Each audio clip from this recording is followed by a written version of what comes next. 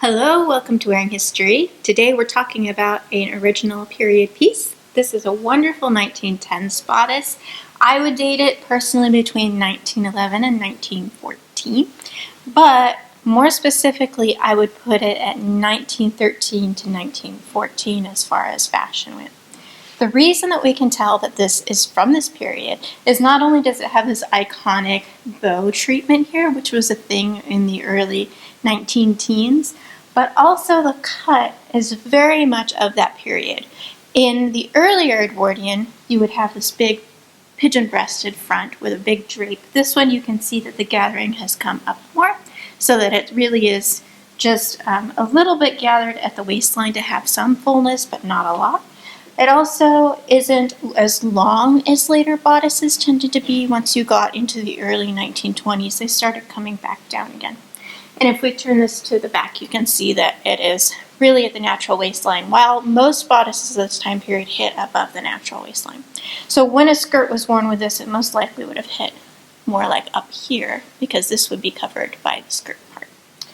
Now, another thing that puts this around in the 1910s, specifically 1913-14, is this really great neckline. This neckline was really in vogue because it had a V cut, but it also slightly came around the décolleté like here, whereas before you would have a more full neckline or it would hit closer to the neck. This one is slightly out from the neck, and the reason is because we have this great ruff. So this was a throwback style. They kind of thought they were called Medici collars, like the Italian nobility of the Renaissance. So this would have most likely been wired, and we actually have a remnant of the celluloid at the back. So we're going to look at this flat so you can see the insides. I'm also going to draw for you what I think the pattern pieces would look like if you want to adapt this to your creations. You can start with a basic bodice from the period, like my 1910s bodice, and then adapt it to this. It has a very interesting cut, and this is very common of the 1910s, where they cut the sleeve and the bodice in one. So this was particularly common in the 1910s until the early 1920s. So before that, you don't see it as often, but they just were really into this sort of raglan cut. But it's also seamed here, and this would mean that you could extend this sleeve. And I've seen this in original patterns of this period so that you could have the option to either have it as a short sleeve or as a long sleeve. So this one I believe is homemade. It has the hallmarks of being homemade and being made from a commercially available pattern. Yeah, so that is this beautiful little girl. This would have been bought by the yard, this lace here. This is a very fine silk taffeta, so it would be like what we would call a tissue taffeta today. And if you notice, only the front is lined here. It's not lined in the back at all, which is kind of neat. Now, don't forget, even though this might have been slightly risque for the time period, they had lots of undergarments under this. So if you want to go back and watch a prior video, I have a video about underwear of the 1910s in my videos on YouTube, so you can check out what they would have worn underneath. In this particular example, I think this is probably a late afternoon or evening version, not like a ball gown, but like a dressy dinner gown possibly, or an afternoon dress. So it's very likely that they had a corset cover with some sort of small straps underneath this, and of course all the corsets and whatever underneath it as well. So we're going to take a look at this lying flat so that you can see how the pattern is cut, and I'll show you some hallmarks of patterns of this era, and also draw some pieces that you can check out for how this would have been assembled in the time period. Okay, before we start drawing the pieces, I want you to see all the cool details of this up close. So as you can see, this is a really great lace fabric. The inside is lined with a cotton net, or bobinette like we call today. This taffeta part is sort of sandwiched between the bobinette and the outside fabric. And then this inside fabric here, the accent piece, is draped up into a bow, and then it's finished like this. And the edge of this has a sort of picot on the edge, which I'll show you up close. The cuffs have this sort of old-fashioned treatment, they would call it. So this was sort of harkening back to the 18th century or Victorian era. It was really, really common for times past in history to do this. So it has the same lace that's at the neckline, and then this is a bias of this same fabric that's applied, and then cute little bows here. And the bow is also up here at the neck. So you have a bow on each sleeve, a bow at the neck, and then a big bow here on the chest. So it has this little edge here, which is really common for blouses of this time period. It kind of helped it stay into the skirt because the skirts were usually higher waisted during this time period. That came in about 1908, I believe. So this one, like I said, is probably 1911 to 1914. It's also really interesting because the war started in 1914, World War I, which means that fashion really never was the same after 1914. If you think of the difference between this and then 1924, where you have, the flapper, they're not really all flappers, but anyways, the 1920s look, it's a very, very different look. So here, laying flat on the back, you can see the back is always cut narrower in these bodices, and the underarm seam would be slightly offset usually. In this case, it's cut in one. So this is all one cut here, and there is a cut up here, and then there is also an inset up here on the shoulder, and the inset is accented by decorative stitching. So even though this may have been from a commercially available pattern, now that I'm looking at it up close, it is possible that a dressmaker did this, because it looks like this was all attached with either a hem stitch machine or something of that type. Now looking on the inside, you can see that this is sandwiched between the outside and inside layer. So this is that tissue taffeta. So this is a bias strip of fabric that is then gathered on one edge. The outside edge is turned under, and then that is seamed to the inside piece. Seaming it to the inside keeps it in place and gives you that coverage in the front and the extra pop of color. The back is fastened with hooks and eyes. So this has the collar stay. This would be made of celluloid. They usually are snapped, so it's quite interesting that this is still intact. There probably would have been one on the other side as well. This goes below the neckline, and that is to keep this straight against the body and support the back of the collar so it would stand up and fan out.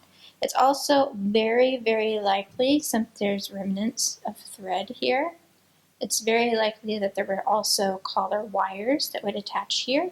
So the wire would be sewn along the neckline, and little spokes would come out with a loop, and then that loop would also be sewn, and that way the whole collar is supported and fans out around the neck.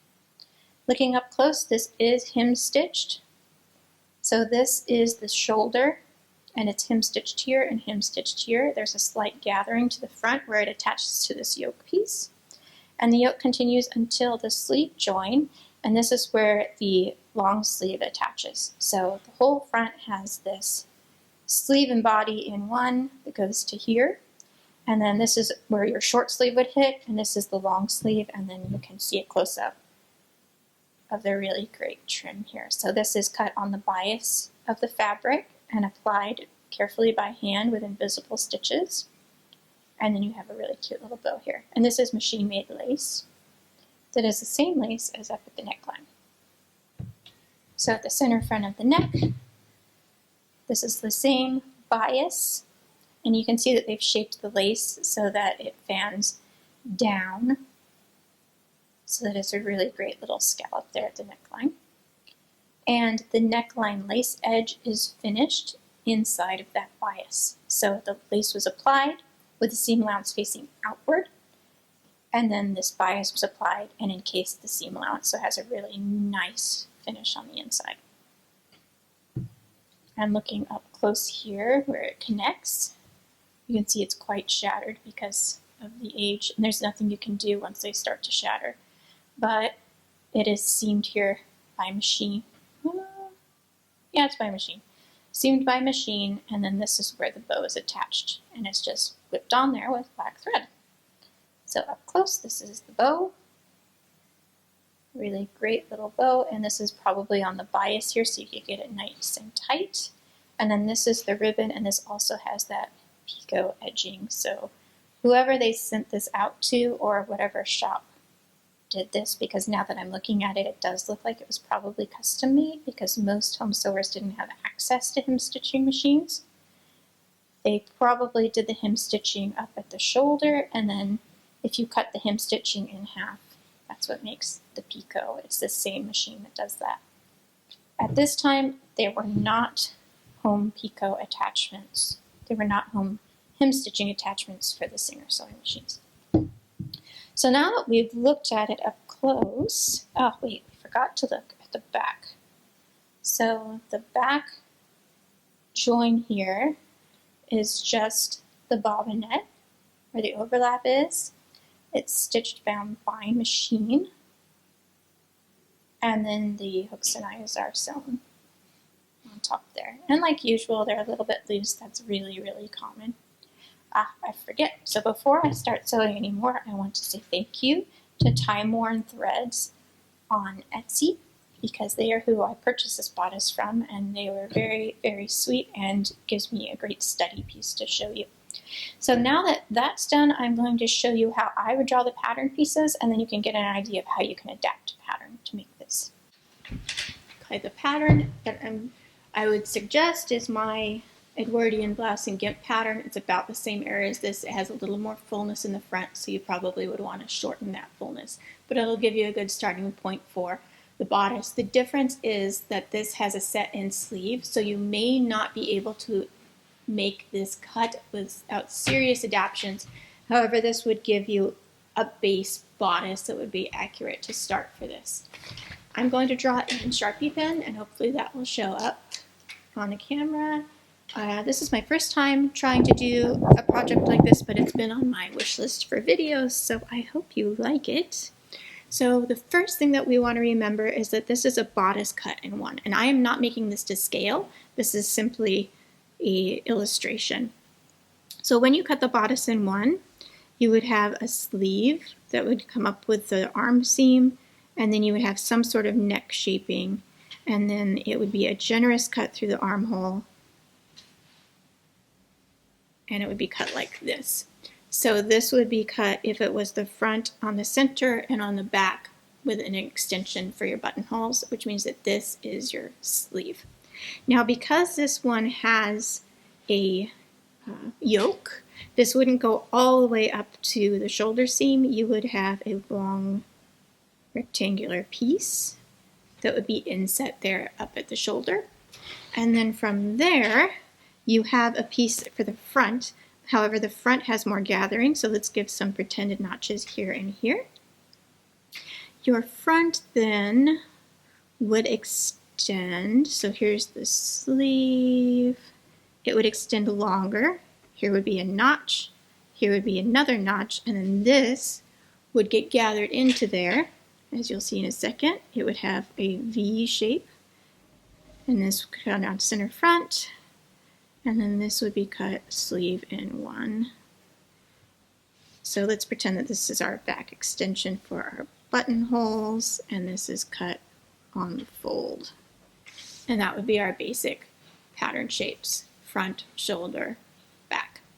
The back is always cut narrower than the front, so when it's all together, the side seams, if you're looking at it from the back here, the side seam hits towards the back. Whereas modern garments, it hits right at the side seam. It's always offset towards the back on the time period, this seam here. It's not unusual for the back to also be raised up.